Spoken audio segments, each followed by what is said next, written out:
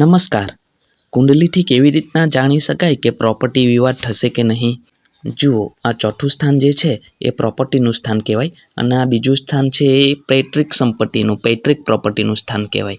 ચતુર્થ સ્થાનનો માલિક શનિ ત્રિકોણમાં બેઠો છે, કેન્દ્ર ત્રિકોણનો રાજયોગ બનાવીને બેઠો છે, પરંતુ અહીં શનિ અને કેતુની યુતિ અને પ્રોપર્ટીનો કારક ગ્રહ મંગળ લાભ સ્થાનમાં તો બેઠો છે, પરંતુ રાહુ સાથે બેસીને પીડિત થયો છે.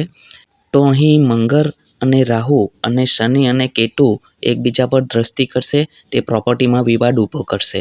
એનું એક બીજું કારણ પણ એ કહી શકાય કે પૈતૃક સંપત્તિ અથવા તો ધન સ્થાનનો માલિક ગુરુ અહીં પોતાની નીચ રાશિમાં બેઠો છે. પરંતુ અહીં તમે જોશો તો ગુરુ અને શનિ બંનેનું રાશિ પરિવર્તન થયું છે. તો પૈતૃક સંપત્તિ તો મળશે, પણ વિવાદ ચાલ્યા પછી મળશે.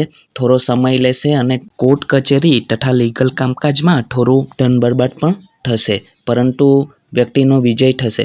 એનું કારણ એ છે કે છઠ્ઠું સ્થાન જે શત્રુહંતા યોગ પણ બનાવે તેનો માલિક મંગળ લાભ સ્થાનમાં બેઠો છે અને મંગળની સંપૂર્ણ 8મી દ્રષ્ટિ પોતાના જ સ્થાન પર છે.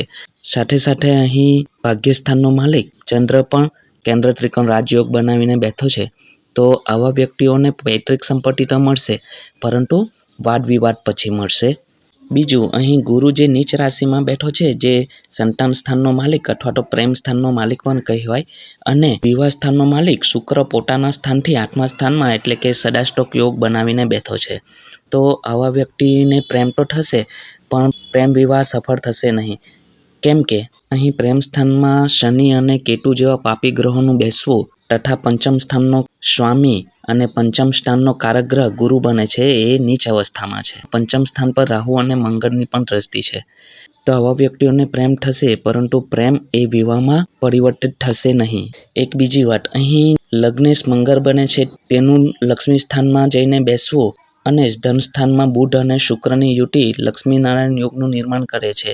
તો પૈતૃક સંપત્તિ તો મળશે, ખૂબ વિપુલ પ્રમાણમાં મળશે અને જીવનમાં ખૂબ ધન સંપત્તિ પણ કમાશે.